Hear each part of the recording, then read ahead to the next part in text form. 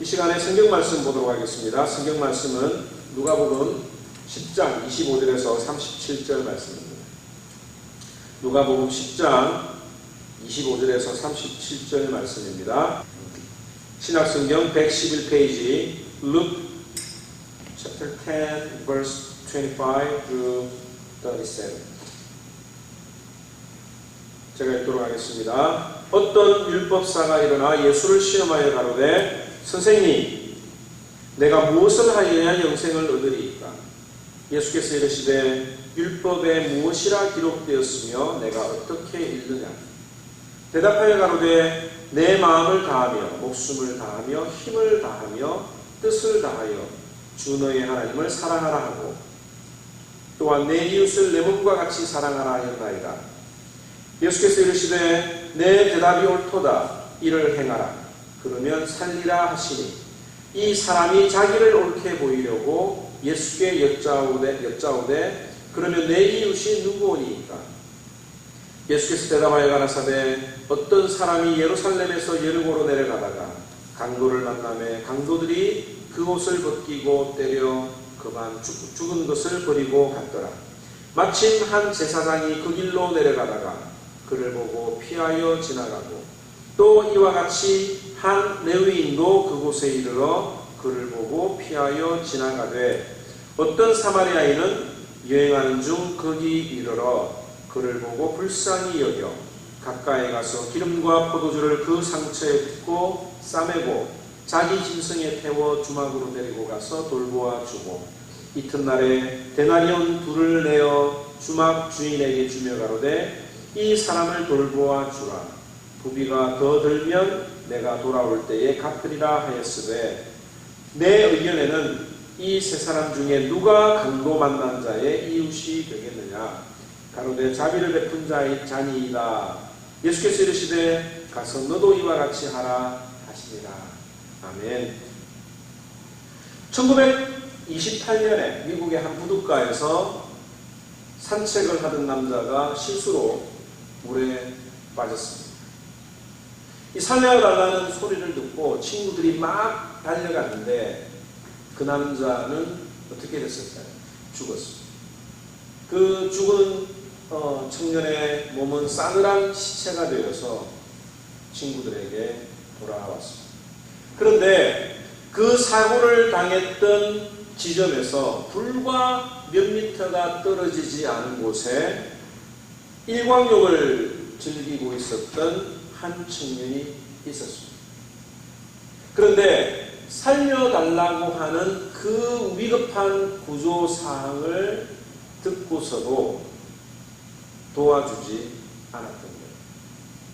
그러니까 이 사고를 당했던 가족들이 그 청년을 향해서 고소를 했습니다. 만약에 이 청년이 내 아들에게 도와주었다고 하면 우리 아들은 살 수 있었을 것이다 라고 하는 내용의 고소였죠. 소송을 냈죠. 여러분들이 만약에 판사라고 하면 어떤 판결을 내리겠습니까? 그 청년에게 무죄 아니면 guilty, 유죄라고 판결을 어떻게 내렸습니까? 그때 당시에 이 소송은 결국 기각이 되고 말았습니다. 무죄로 판결이 나고 말았습니다. 그 이유는 그때 당시에 이 법률에 구조의 의무가 명시되어 있지 않았기 때문입니다. 꼭 살려줘야 된다라고 하는 그 법이 없었기 때문에 그 청년은 무죄가 되고 말았습니다. 그리고 70년이 지난 이후에 2000년부터 미국에서 이것이 법으로 제정이 되었고 통과가 되었습니다. 여러분들 이게 무슨 법인 줄 아세요? 선한 사마리아인의 법이라고 합니다. Good Samaritan Law. 이 법은 뭐냐면 위험에 처한 사람을 구조하는 데 있어서 내 생명이 위협을 받거나 내가 어려움을 당하지 않는 상태임에도 불구하고 도와주지 않는 경우는 법으로 저촉을 받는 게 바로 선한 사마리아인의 법이에요. 누가 내가 누군가를 도와주려고 할 때 누군가 나를 위협하거나 칼로 위협하면 그때는 내가 안 도와줘도 되지요. 왜냐하면 내 목숨도 위험하니까. 그러나 그러지 않은 상태에서 가만히 쓰러져 있는 사람을 위해서 전화 한 통화를 해주지 않는 그런 어떤 사람들을 처벌하는 법이 바로 선한 사마리아인의 법이라고 하는 겁니다. 여러분들 응급실에 갔을 때 그 사람이 돈이 있든지 없든지 간에 일단 수술을 살리고 가야 되는 게 바로 이 선한 사마리아인의 법과 같은 맥락이라고 볼 수 있습니다. 이 법이 우리나라와 미국과 캐나다에서는 입법화가 되어서 통과가 되었지만 아직도 여러 나라에서는 이것이 논란거리가 되고 있다고 하는 거예요. 왜 내가 그렇게 강제로 해야 되느냐? 왜 그렇게 하지 않았다고 해서 내가 처벌을 받아야 되느냐라고 하는 논란거리가 되고 있습니다. 그런데 이 선한 사마리아인의 법이 나온 그 배경이 어떻게 되느냐 하면 바로 오늘 우리가 읽었던 이 본문의 내용입니다. 왜 그 법의 이름을 선한 사마리아인의 법이라고 이름을 했을까? 오늘 이 본문의 내용을 보면 한 율법 선생님이 있었습니다. 율법 교사가 있었는데 이 사람이 예수님께 찾아왔어요. 예수님께 찾아와서 뭐라고 물었느냐면 무엇을 해야 영생을 얻을 수 있습니까?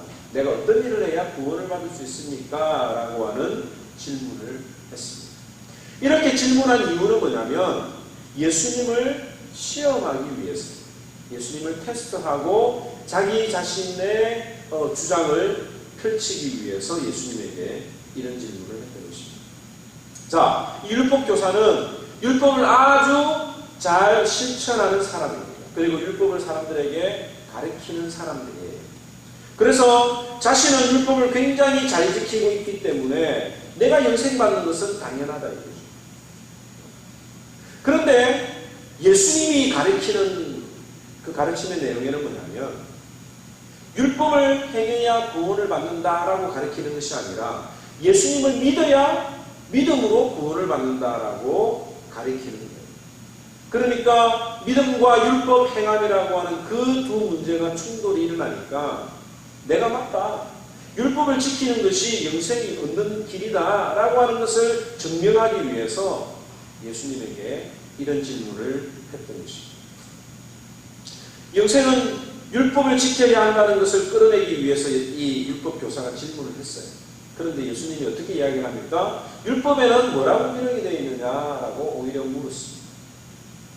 다른 대답이 나올 것으로 기대를 했는데 자신의 주 종목이 율법에 대해서 이야기를 하니까 이 율법 교사가 얼마나 신이 났겠어요. 속으로 기뻤겠죠. 아, 이제 걸려들었다. 그러면서 대답하기를 내 마음을 다하고 내 목숨을 다하고 내 힘을 다하고 내 뜻을 다하여 주 너희 하나님을 사랑하고 또 내 이웃을 내 자신과 같이 사랑하라고 기록이 되어 있다라고 이야기를 해 주었습니다.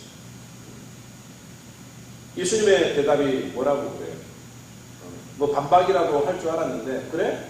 그러면 율법에 기록된 대로 하나님을 사랑하고 내 이웃을 내 몸과 같이 사랑하라 라고 그냥 쉽게 대답을 해주셨어요. 그러니까 이 율법 교사는 더욱더 힘을 냈습니다. 아, 맞구나. 율법을 지키는 게 맞구나. 그러면 내가 옳다고 하는 것을 드러내기 위해서 자신이 맞다고 하는 것을 드러내기 위해서 또 질문을 하는데 누가 내 이웃인가? 라고 하는 질문을 하게 된 것입니다. 이 율법 교사가 가지고 있었던 그 생각 중에 내 이웃은 누구냐? 바로 순수한 아브라함의 혈통을 가진 유대인이 나의 이웃이다고 율법 교사는 생각을 했습니다. 그런데 예수님의 이웃은 누구냐? 라고 물어본 거예요. 나는 내 이웃은 아브라함의 순수한 혈통을 가진 아브라함의 자손들인데 예수님의 친구는 누구냐? 예수님의 친구는 가난하고 병들고 세리와 창녀와 심지어 이방인들까지 예수님의 친구가 아니냐? 어떻게 그런 좋은 이웃을 두지 않고 구원을 얻을 수 있느냐? 구원을 외치느냐? 라고 주장하는 것이 바로 이 율법 교사의 마음입니다. 예수님은 율법 교사가 어떤 마음으로 예수님을 시험하고 있는지 다 아셨어요. 그리고 한 비유를 들어서 설명을 해줍니다. 그 비유의 내용을 잠시 요약을 하면 한 사람이 있었습니다. 어떤 사람이 예루살렘에서 여리고로 내려가는 중에 강도를 만났고 그 강도가 옷을 벗기고 죽을 만큼 때려서 버려두고 도망을 갔습니다. 그런데 한 제사장이 오늘날로 치면 목사가 되겠죠. 예루살렘에서 여리고로 내려가는 중에 엎드려 누워있는 사람을 봤어요. 보니까 피를 막 흘리는 거예요. 도와줘야 되는데 도와주면 자기도 강도에게 만날지 모른다는 생각이 들었는지 어쨌든지 그를 보고 피해 갔다고 했습니다. 또한 레위인이 내려왔습니다. 레위인은 오늘날로 쉽게 표현을 하면 크리스찬들 되겠죠. 크리스찬들이, 신자들이 그 사람을 보고 똑같이 그 광경을 보고 도망을 가는 거예요. 그런데 여행을 하던 한 사마리아인이 그 광경을 보고 성경에 보면 어떻게 되어 있느냐면 불쌍히 여겨 가까이 갔고 기름과 포도주를 가지고 상처를 치료를 해줬어요. 응급치료를 했어요. 그리고 자기가 타고 가는 짐승에 태워서 여관으로 갔고 그 여관에서 치료를 잘 해달라고 돈까지 그 여관 주인에게 주는 일을 했던 것입니다. 그러면서 예수님이 이 이야기를 하시면서 이 강도 만난 자에게 진정한 이웃이 누구냐라고 물었을 때 이 율법교사가 자비를 베푼 사람입니다라고 이야기를 할 수밖에 없었던 것입니다. 이 비유를 들었던 율법교사의 마음은 어땠습니까? 자신만만하게 당당하게 예수님에게 율법을 지키는 것이 구원 얻는 길이다라고 하는 것을 가지고 도전장을 내밀었는데 이 비유를 듣고 난 다음에 율법교사의 마음은 충격을 받았을 것입니다. 왜 그러냐? 자신이 가장 율법을 잘 지키고 있다고 자부심을 가졌고 또 그로 말미암아 자신이 영생받는데 구원받는 데는 아무런 일이 없을 것이라고 생각을 했지만 이 예수님의 비유 앞에 자신의 모습이 적나라하게 드러나고 말았던 것입니다. 과연 율법 지키는 일에 자신이 있었던 율법교사의 그 말을 잊게 만든 내용은 무엇일까? 첫째는 뭐냐면 누가 이웃인가라고 하는 것이에요. 율법교사는 이웃을 사랑하는 것이 영생을 얻는 길이라고 생각을 했는데 그 이웃이 누구냐? 자신의 동족인 유대인들이라고 생각을 했습니다. 그런데 자신의 이웃이라고 생각했던 유대인이 그 유대인을 도와주지 않았다고 하는 사실입니다. 여러분들 객지에 나오면 특별히 한국에 있다가 미국에 처음 공항에 떨어졌는데 전화를 쓸 줄도 모르고 어떻게 해야 될지 잘 모르잖아요. 핸드폰도 없을 때 누군가 한국 사람이 지나가면 전화 좀 쓰기 좀 도와주세요. 아니면 내가 잘 모르는데 도와주세요 하면 얼마나 그 한국 사람을 보면 기대를 하고 도움을 기다리는지 모릅니다. 그런데 그 사람이 이거 뭐야 하고 싹 지나가 버리면 얼마나 서운한지 모릅니다.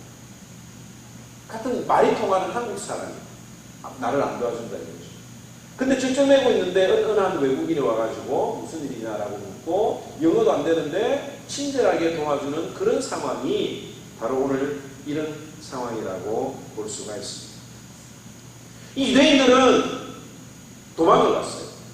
자기 자신의 친구고 나의 이웃이라고 생각했던 유대인들은 도망을 가고 사마리아인이 도와줬다고 합니다.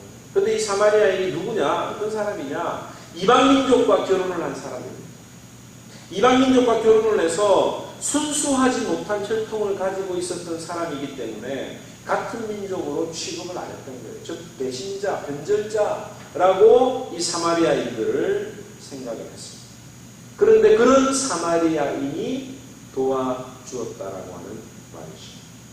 이 율법사는 자기의 이웃을 자기가 규정을 했어요.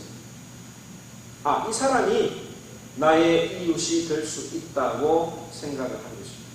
자기 입장에서 자기 마음에 드는 사람을 이웃으로 골랐던 거예요. 그런데 예수님께서는 뭐라고 이야기를 하느냐면 강도만 남자의 이웃이 누구냐?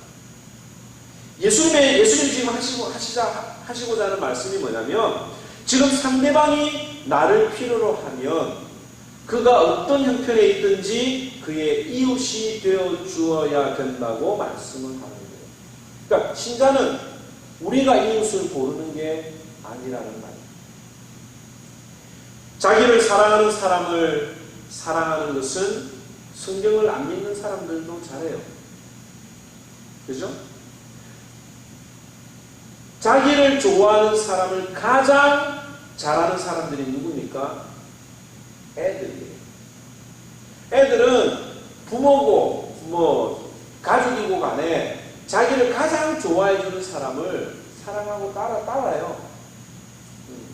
옆집 아저씨라도 자기를 사랑해주면 따라가는 거예요.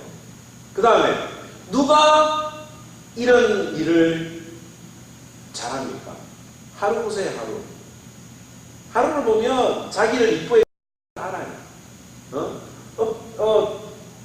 주인이 자기를 이뻐하고 사랑하면 막 꼬리를 흔들고 뒤집어서 배를 내밀면서 자기 사랑해달라고 하는 거예요. 근데 맨날 구박하고 때리고 하면 옵니까? 속합니까? 들어가죠. 아이나 동물들이 자기를 사랑하는 사람을 좋아하고 따르는 거예요. 오히려 이런 인간관계는 예수 믿는 사람들보다도 불신자들이 더 잘할지도 모릅니다. 그런데 그런 인간관계에서는 하나님의 사랑이 뭐가 필요하겠어요? 그런 보통적인 어떤 그런 사람 관계에서 하나님의 율법, 하나님의 계명, 하나님의 사랑이 전혀 개입할 필요가 없는 것입니다. 그냥 그대로 둬도 잘 해주는 거예요. 잘하는 거예요. 끼리끼리 노는 건 성경이 말하는 게 아니라고 이야기를 하는 거예요. 또 하나는 뭐냐면 이웃 사랑보다도 원수를 사랑하라고 하는 말이 율법에 있거든요. 율법에는 선한 사마리아 비유보다도 더 높은 차원의 율법이 있습니다. 출애굽기 33장 4절에 보면 어떤 내용이 있느냐면 길을 가다가 원수의 가축이 길을 잃은 것을 보거든 그 원수에게 데려다 주라고 성경은 말하고 있습니다. 여러분들하고 원수진 사람이 잘 되기를 바라는 사람이 있습니까? 없습니까? 그냥 보통 사람들 말고 정말 나하고 철전지 원수는 얼굴도 보기 싫죠. 그 사람이 잘 되는 건 더더욱 싫습니다. 그래서 그 사람이 잘 안 되고 그 사람이 고통을 당하는 것이 오히려 쌤통이라고 생각을 하는 것이 일반 사람들의 마음입니다. 그런데 그 원수의 집에서 기르던 가축이 길을 잃고 막 돌아다니는 거예요. 그러면 그 가축을 본 사람은 쌤통이다라고 생각을 하겠죠. 저거 그냥 그대로 두면 어디 다른 데 가버리거나 다른 사람한테 잡혀버릴 것이다 라고 생각을 할 것입니다.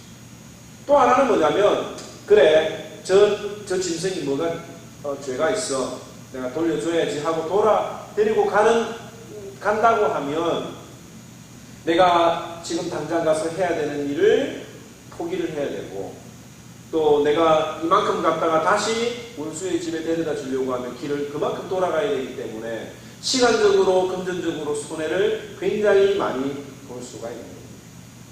더더군다나 원수는 얼굴 보기도 싫은 거예요. 꼴도 보기 싫은 거예요. 그런데 어떻게 내가 그 원수의 가축을 돌려주겠는가? 라고 하는 거죠. 여러분들 같으면 어떻게 하겠어요? 정말 싫어하는 사람이 아주 중요한 것을 잃어버렸어요. 그냥 찾아주겠어요? 아니면 그냥 모른 체 하고 지나가겠어요? 모른 체 하고 지나간다고 한들 누가 여러분들을 블레임하겠습니까? 예수님이 이 비유를 율법 교사에게 하신 이유는 뭐냐면 어떻게 내가 율법에 대해서 잘 알고 있다고 하면서도 율법에 대해서 참 모르고 있느냐라고 하는 거예요.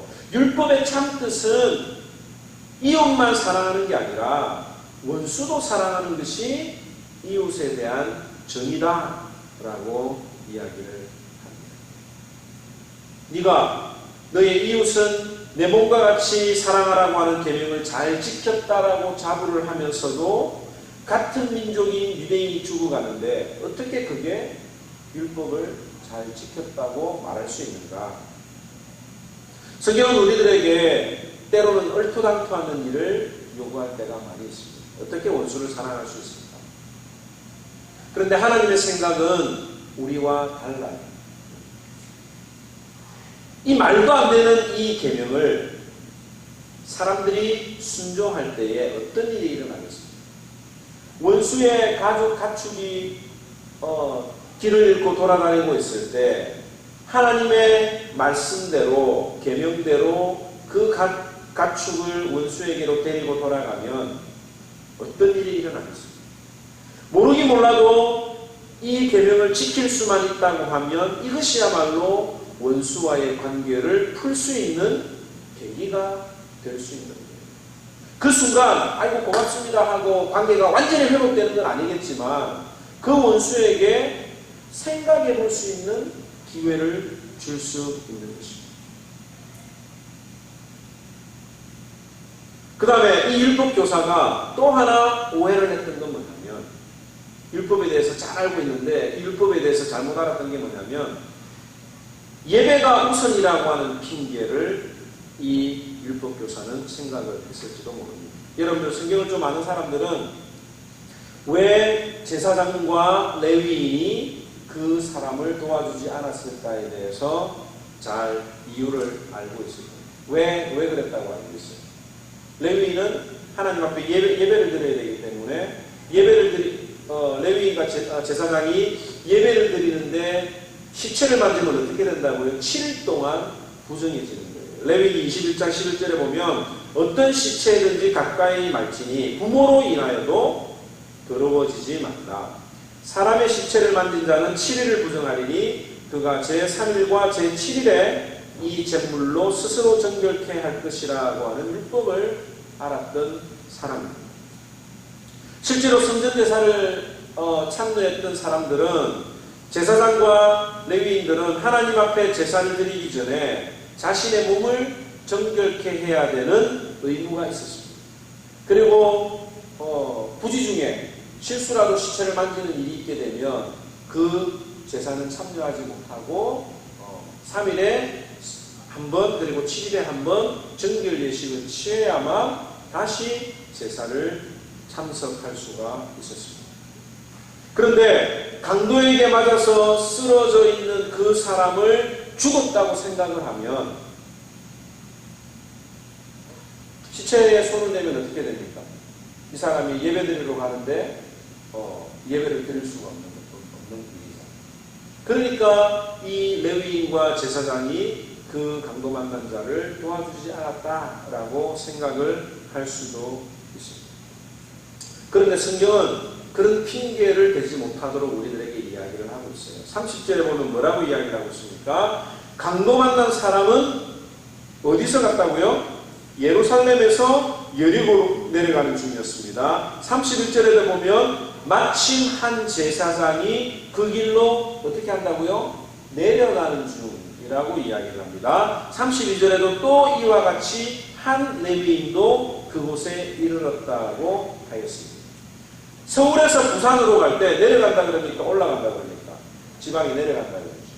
여리고와 예루살렘은 지형이 달라요. 여리고는 지형이 낮은 곳이에요. 예루살렘은 이스라엘의 수도이기도 하고요.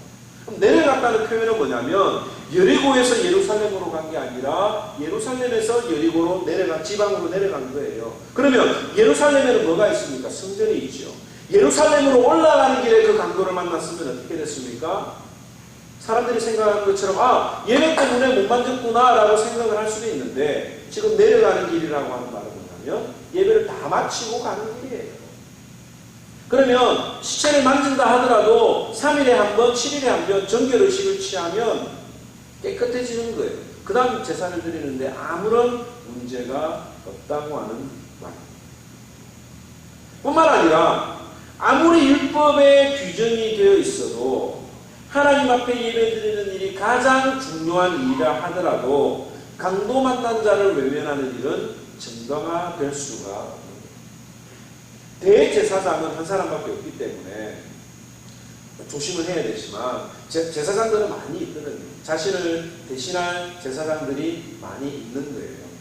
그렇다면 시체를 만지지 않는다 하더라도 가까이 가가지고 살았는지 죽었는지 확인을 해볼 수 있잖아요. 그죠? 자기가 못한다고 하면 다른 사람, 지나가는 사람들에게 부탁을 해가지고 도와달라고도 할 수가 있는 거예요. 근데 그것조차도 하지 않았다고 하는 사실. 이 율법교사는 자기가 믿고 있었던, 자기가 붙들고 있었던 그 율법 앞에 자기와 자기 민족들이 율법을 제대로 알지 못할 뿐만 아니라 율법을 제대로 지키지 못했다라고 하는 사실 앞에 할 말을 잃어버린 것입니다. 오늘 이 비유를 통해서 예수님이 우리들에게 하시는 말씀이 뭔가?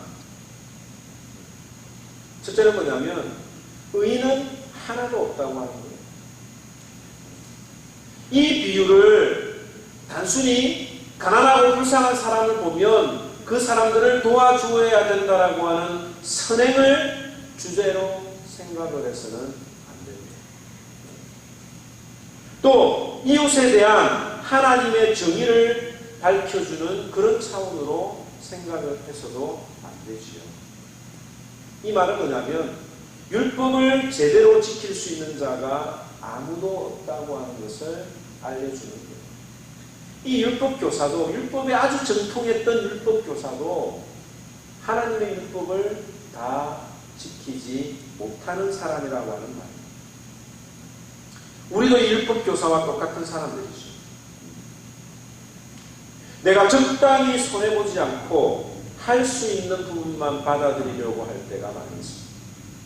나에게 큰 손해가 온다고 하면 더 이상 내가 이 말씀을 모른 척하고 지나가려고 할 때가 있다는 점이죠.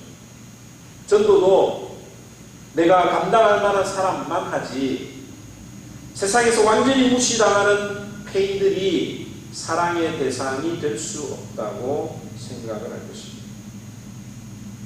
교회 안에서도 끼리끼리 지내는 일들이 많죠. 물론 우리 교회는 작기 때문에 이런 일이 없지만 또 이단이 커도 사람들이 많아도 그런 일이 일어나서는 안 되지만 교회 안에 보면 끼리끼리 지내는 경우들이 많이 있습니다.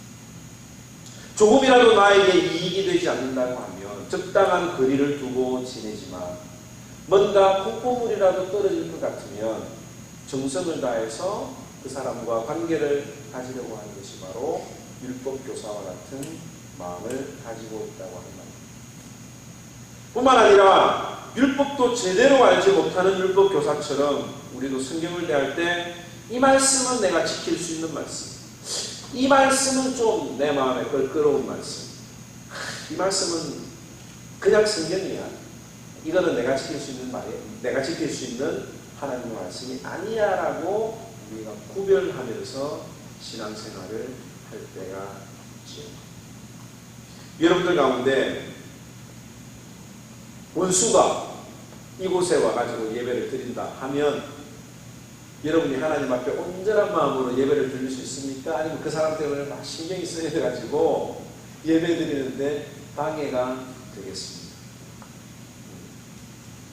그래, 성경에 기록되어 있으니까 의무적으로라도 내가 용서를 구하고 사랑의 포옹을 하면서 예배를 드려야지 라고 할 수 있는 사람이 얼마나 있습니까? 정말 원수라고 하면 그 힘든 거예요. 힘든 거예요.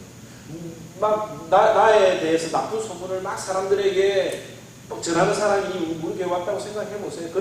그렇게 할 수 있는 사람이 과연 몇이나 되겠어요? 또 여러분들이 교회를 선택할 때 뭐 다른 여러 조건들이 있지만 그 중에 하나가 뭡니까? 이 교회에 내가 감당할 만한 사람이 있는지 없는지를 보는 거잖아요. 딱 보고 아무리 교회 조건이죠. 네, 저 사람 때문에 저 교회 가면 은혜가 안 되겠다 싶으면 교회를 안 정합니다. 그게 우리들의 마음속에 가지고 있는 생각입니다. 게다가 하나님 앞에 우리가 핑계가 많잖아요. 하나님이 원수도 사랑하라고 하는데, 하나님 나라를 위해서 일을 하라고 하는데, 나를 좀 더 사용하시겠다고 하는데, 우리가 변명을 많이 하잖아요. 마치 예배 드리러 가야 되기 때문에 사람의 생명을 구하는 일에 내가 쓰임받을 수 없다고 하는 것처럼 핑계를 많이 대는 거예요. 이게 오늘 이 비유를 통해서 우리들에게 주시는 말씀입니다. 네가 죄인이야. 네가 아무리 성경을 많이 알고 아무리 성경을 오랫동안 묵상을 하고 해도 이 성경에 나오는 이 모든 말씀을 너희들이 지킬 수 없는 죄인이야 라고 하는 사실을 알려주는 거예요. 또 하나는 뭐냐면 누가 강도 만난 자의 이웃이 되겠느냐. 율법사는 누가 내 이웃인가를 물었습니다. 즉 도움을 주는 자가 도움을 받는 자의 범위를 정해서 이웃으로 삼았던 거예요. 내가 여기까지는 내가 도와줄 수 있으니까 이 사람들은 내 이웃, 내 친구라고 생각을 하는 거예요. 그러니까 내가 할 수 있는 범위 내에서만 도와주겠다라고 하는 거죠. 그런데 예수님은 뭐라고 물었느냐면 누가 내 이웃인가라고 하는 질문 앞에 이렇게 대답을 합니다. 누가 강도 만난 자의 이웃이 되겠느냐.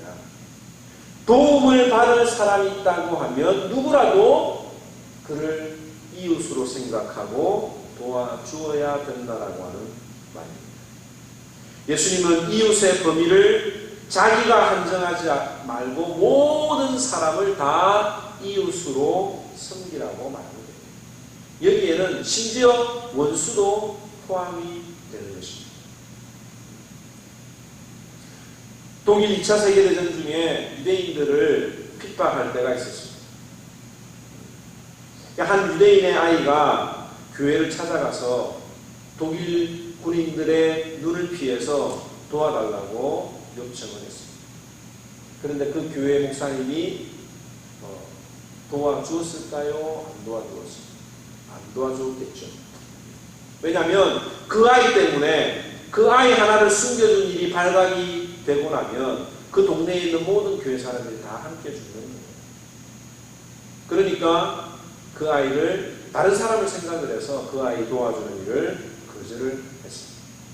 그런데 코리텐 붐 여사라고 하는 분이 있는데 이 여인의 아버지가 그 아이를 숨겨주었어요. 자기 목숨이, 자기 가족이 위태로워질 수 있는 어떤 그런 상황 가운데서도 그 아이를 숨겨주면서 하는 말이 뭐냐면 아이 때문에 우리의 생명을 잃을 수 있겠다고 생각을 하지만 이 일은 우리 가족에게 최고의 명예가 될 수 있다라고 생각을 하면서 그 아이를 숨겨준 거예요. 그 목사는 도움을 주는 자의 입장에서 생각을 한 거예요. 내가 이 상황에서는 도와줄 수 없다. 내가 만약에 이 상황에서 도와주면 나를 비롯한 모든 성도들이 다 죽게 될 것이라고 하는 자신의 입장에서 그 아이를 생각을 했던 것입니다. 그런데 코리텐 붐의 아버지는 뭐냐면 도움을 필요로 하는 자의 입장에서 생각을 했다고 하는 것입니다. 바로 이 율법교사와 예수님이 이웃 사랑을 이해하는 차이가 바로 이곳에 있는 것입니다. 다른 말로 이야기하면 성직자는 사람을 두려워하고요. 그런데 그 아버지는 하나님을 두려워했다고 하는 사실입니다. 똑같이 하나님을 믿는 사람들도 이렇게 달라질 수가 있습니다. 물론 아무리 믿음이 좋은 자라도 나에게 강압적인 어떤 그런 통치가 처벌이 있으면 두렵겠죠. 당연하죠. 그러나 내가 손해보고 내가 심지어 죽는다 하더라도 다른 사람의 필요를 채워줄 수 있는 것, 다른 사람의 생명을 살리는 것이 하나님을 사랑하고 이웃을 사랑하는 신앙인의 자세인 것을 우리들에게 보여주고 있습니다. 이런 사람이 성경에 또 있잖아요. 내가 죽으면 죽으리이다. 자기 백성을 죽이려고 하는 그 원수의 계획 앞에 에스더는 혼자 편하게 살 수 있었어요. 왕비니까, 왕의 부인이니까 자기 민족에게 어떤 일이 일어나든지 간에 나만 아니면 돼 라고 하는 생각으로 편하게 잘 살 수 있었습니다. 그런데 그 민족을 사랑했기 때문에 내가 죽으면 죽겠다는 마음으로 왕에게 나아가서 자기 백성의 문제를 거론하고 결국에는 자기 민족을 살리게 된 거죠. 이 말을 다르게 이야기하면 뭐냐면 내가 하필 이 장소를 지나가게 되고 하필 그 사람을 만나고 그 사람을 도와줄 수 있는 힘이 있다고 하면 그건 하나님이 나를 이 사람에게 보낸 것이다라고 깨달아야 되는 거예요. 하나님이 지금 나를 쓰신다. 나를 쓰시기 위해서 나를 보내신 것이다라고 우리가 믿어야 된다라고 하는 사실입니다. 또 하나, 너도 이와 같이 하라. 신자라면 예수님께서는 모든 신자들에게 선한 사마리아인이 되라고 말씀을 하는 거예요. 너도 이와 같이 하라. 다 같이 따라합시다. 너도 이와 같이 하라. 한 달에 한 번씩 선교나 구제 헌금을 하고 내가 해야 될 도리를 다 한 것으로 우리가 착각을 해서는 안 되는 거예요. 사람의 생명을 불쌍히 여기는 마음이 우리 신자들에게 늘 있어야 되는 것을 강조하고 있습니다. 요즘 충격적인 일들이 많아요. 애완동물하고 사람하고 물에 빠지면 누구를 구하겠느냐라고 하는 질문에 애완동물을 먼저 구하겠다라고 대답을 하는 사람들이 많이 있어요. 요즘 젊은 아이들한테 물어보세요. 이 사람의 생명, 사람의 가치를 자기가 좋아하고 사랑하는 애완동물보다 더 못하게 여기는 아이들이 많이 있다니까요. 왜 선한 사마리아인의 법이 제정이 되었습니까? 그 사람의 생명을 안타깝게 여기는 마음이 없으니까 강제적으로라도 도와주라고 법으로 제정하는 거예요. 그게 현실이에요. 오늘날 한국에도 보면 누가 사람들이 이렇게 폭행을 당하거나 어려운 일을 당할 때 함부로 도와주는 사람이 없잖아요. 아니 그냥 쓰러져 있어도 그냥 술 취한 사람으로 생각하고 그냥 가잖아요. 왜? 물론 그 술 취한 사람을 도와주려고 하다가 자기가 분별을 당할 수 있기 때문에 그럴 수도 있지만 그런 의미에서 선한 사마리아인의 법이 보호를 해주기도 해요. 그런데 그런 일들이 많이 비일비재하게 일어나고 있는 거예요.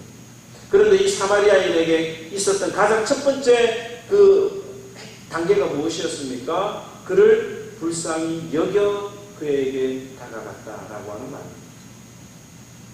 오늘 강도 만나서 쓰러져 죽게 된 자들이 누구입니까?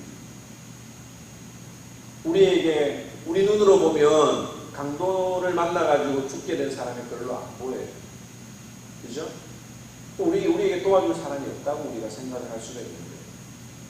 그러나 이 내용을 영적으로 생각을 하면 아직도 예수 그리스도를 만나지 못하고 사탄에게 공격을 당해서 자신의 모든 것들을 다 빼앗긴 사탄에게 사로잡힌 그들을 우리가 불쌍히 여겨야 된다고 하는 말입니다.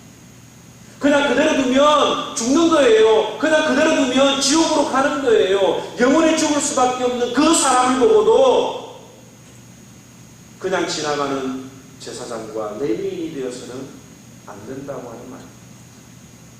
왜? 내가 피해보기 싫으니까.